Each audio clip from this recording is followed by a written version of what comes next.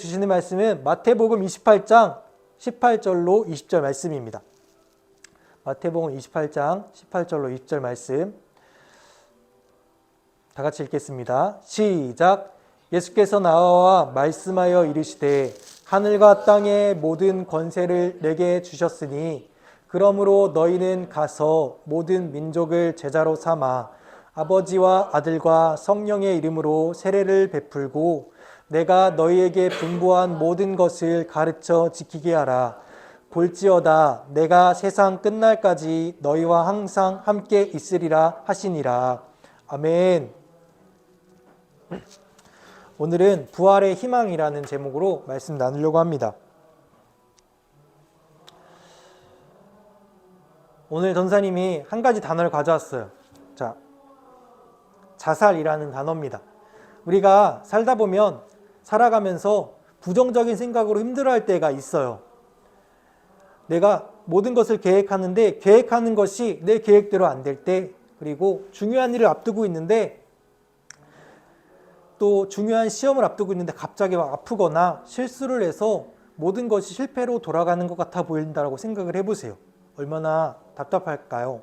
근데 그러한 일이 계속해서 반복되는 것 같을 때, 나에게 반복되는 것 같을 때 우리는 비슷한 생각을 합니다. 내 인생이 왜 이럴까? 아유, 짜증난다, 힘들다, 아유, 귀찮다, 왜 사는지 모르겠다, 이러한 생각을 하게 됩니다. 특별히 청소년이 되면서 이러한 실패의 경험들을 하기도 하고, 뭐 개개인마다 차이는 있겠지만 이러한 감정들을 경험하게 된다는 거예요. 선생님들도 다 그렇고 전사님도 다 그렇고 그런 생생하게 기억이 납니다. 청소년 시절이. 전사님이 학창시절, 중학교, 고등학교 시절이 있었어요. 그때 한 친구가 유난히 이러한 부정적인 말을 하는 친구가 있었어요. 아이씨, 짜증난다, 아이씨, 왜 시키는 거야? 막 그러면서 이러한 말들을 많이 하는 친구가 있었어요. 그 말들을 들으면 되게 좀 듣기 거북하면서도 신기했던 건 주변에 있는 친구들이 무언에 공감을 하고 있었다라는 거예요. 우리는 모두 왓을 바라보면 짜증나고 속상하고 또 허탈한 감정들을 많이 경험해요.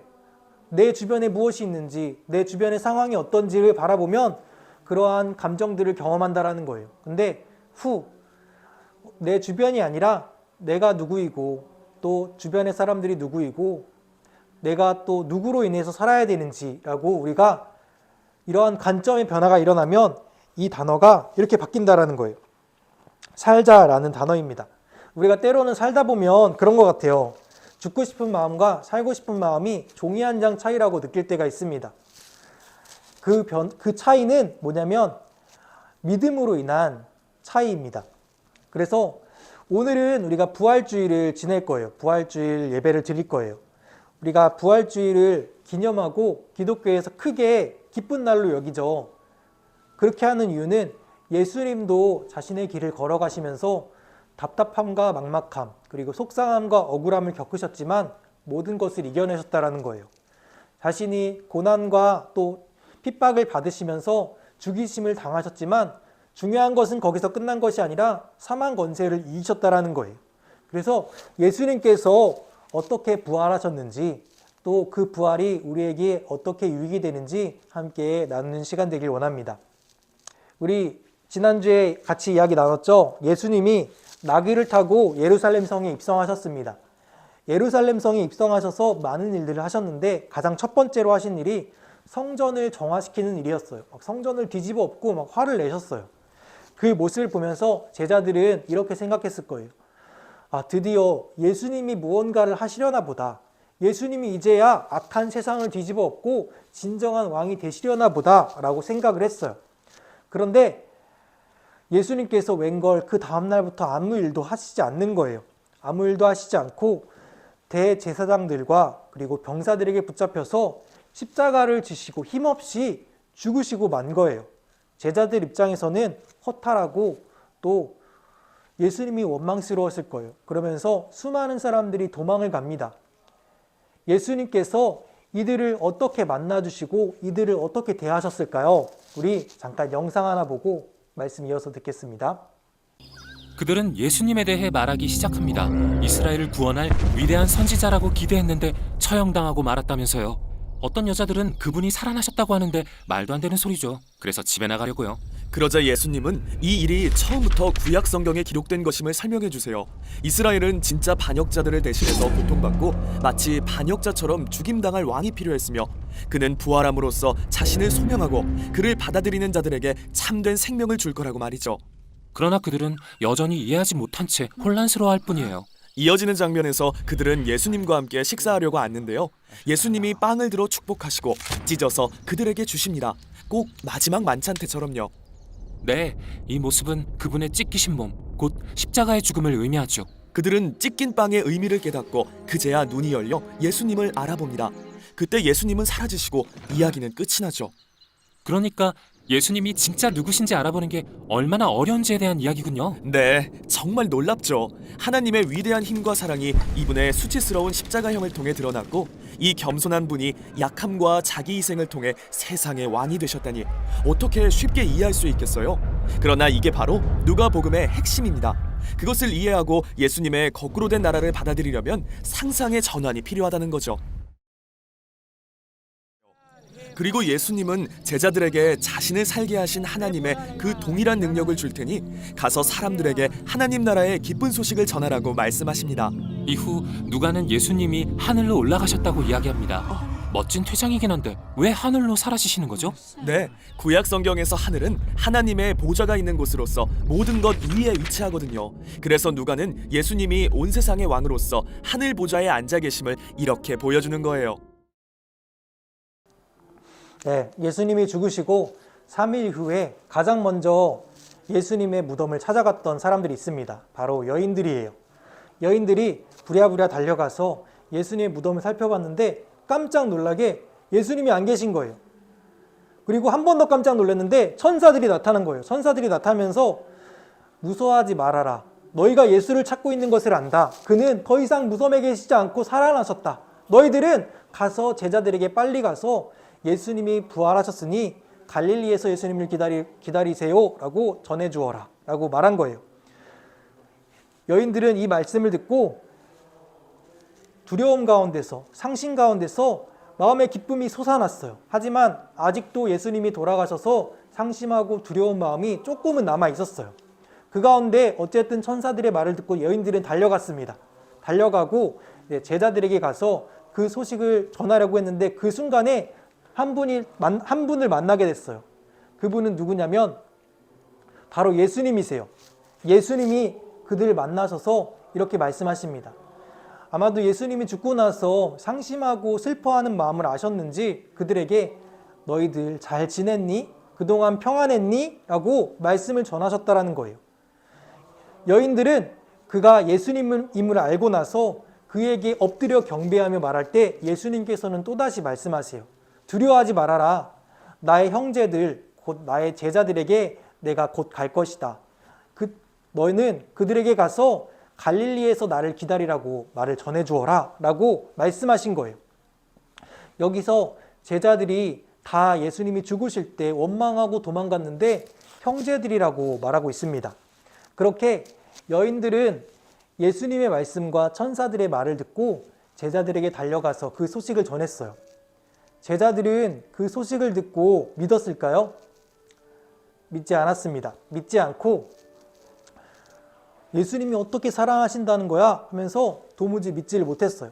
그들은 예수님이 그들 앞에 나타나시고 나서야 예수님이 진짜 부활하셨다는 것을 깨닫게 되었어요. 와, 진짜 예수님이 부활하셨구나 하면서 예수님께 기뻐하며 경배하는 사람들도 있었고, 그리고 유령이다 하면서 놀라 나자빠지는 사람들도 있었고, 그리고 예수님을 두 눈으로 봤는데도 못 믿는 의심하는 사람들이 있었다라고 말씀하고 있습니다. 예수님께서 이들에게 어떻게 말씀하셨을까요? 너희들 나랑 3년 동안 동거동락하면서 구원과 부활에 대해서 봤는데 나의 부활을 못 알아보다니, 그러면서 실망이야 라고 이렇게 말씀하시지 않았고, 충분히 그렇게 말씀하실 수 있고 야단 맞을 수도 있는 상황이었는데 그렇게 말씀하시지 않았다라는 거예요. 그리고 마치 동문서답같이 이렇게 말씀하십니다. 하늘과 땅의 모든 권세를 내게 주셨으니 라는 말씀을 하십니다. 여러분들은 이 말씀이 어떻게 다가오는지 모르겠어요. 어떻게 느껴지는지 모르겠어요. 예수님께서 하늘과 땅의 모든 권세를 내게 주셨다. 이 말씀은 자신의 부활이 가짜가 아니다, 거짓이 아니다 라는 것을 가르쳐 주는 거예요. 예수님께서 십자가에 달려 죽으셨지만, 우리를 위해서 죽으셨지만 하나님께서는 그의 희생을 보시고 예수님을 사망에서 생명으로, 그리고 슬픔에서 기쁨으로 옮기셨고, 이로 끝나는 것이 아니라 예수님은 자신의 부활을 증명하시면서 그로 인해서 우리 또한 사망의 이 세상에서, 또 슬픔의 이 세상에서 살아갈 때 예수님의 부활을 믿고 바라볼 때 우리도 슬픔에서 생명으로, 사망에서 생명으로 옮겨질 것이라고 말씀하셨다라는 거예요. 이것이 우리에게 가장 기쁜 소식이 되고, 또 이것이 우리가 주님의 부활을 기뻐하는 이유입니다. 그래서 예수님께서는 그 기쁨의 소식을 다른 사람에게도 전하라고 말씀하셨어요. 너희는 가서 모든 민족을 제자로 삼고 아버지와 아들과 성령의 이름으로 세례를 베풀고 모든 것을 모든 세상 사람들에게 지키게 하여라 라고 말씀을 전하셨다라는 거예요. 우리로 하여금 그 복음의 말씀, 기쁨의 소식, 하나님의 사랑의 소식을 전하라고 말씀하셨고, 그리고 세상 끝날까지 너희와 항상 함께 있을 것이다 라고 말씀하셨다라는 거예요. 전사님이 이제 첫째 딸이 있는데 이제 3살인데, 이 딸도 때로는 속상하고 또 두려워하면서 울 때가 있는 것 같아요. 그때 그 딸을 어떻게 울음을 그칠 수 있을까 생각해 보니까 전사님이 이런 말을 해요. 그 딸에게 괜찮아, 아빠 여기 있어 라고 말하면 신기하게도 울음을 뚝 그치고 씩 웃습니다. 이처럼 딸에게는 가장 중요한 게 아빠가 같이 있는 거예요. 또 엄마 아빠가 같이 있는 거예요. 근데 우리에게도 마찬가지로 우리는 이미 컸기 때문에 부모님이 있냐 없냐가 중요하진 않지만 영혼의 아버지 하나님이 우리와 함께 하시는 것이 진짜로 중요하다라는 거예요. 그래서 때로는 살다 보면 우리가 내가 지금 어디에 있고 내가 어디로 살아가는지, 또 내가 왜 사는지, 내가 어떤 목적을 위해 살아가는지 가끔 우리는 잊어버릴 때가 있어요. 그럴 때 어제 또 장모님이 이런 말씀 보내주셨는데, 사람의 걸음은 여호와께로 말미암나니 사람이 어찌 자기의 길을 알 수 있으랴. 사람이 어찌 자기의 길을 알 수 있으랴. 우리는 얼마든지 우리가 삶을 살아가다가 우리의 길을 잃어버리고 목표를 잃어버릴 수 있다는 거예요. 하지만 하나님 안에서, 하나님께서 우리에게 허락하신 그 복음 안에서 우리는 바른 길로 나아갈 수 있다는 것입니다. 그래서 예수님께서 두려워하는 여인들과 제자들에게 말씀하신 것처럼 우리들에게도 항상 내가 너희와 항상 함께 있어. 두려워하지 마. 내가 너희와 항상 함께 있을 거야. 잘 지내고 있니? 항상 평안하길 바란다.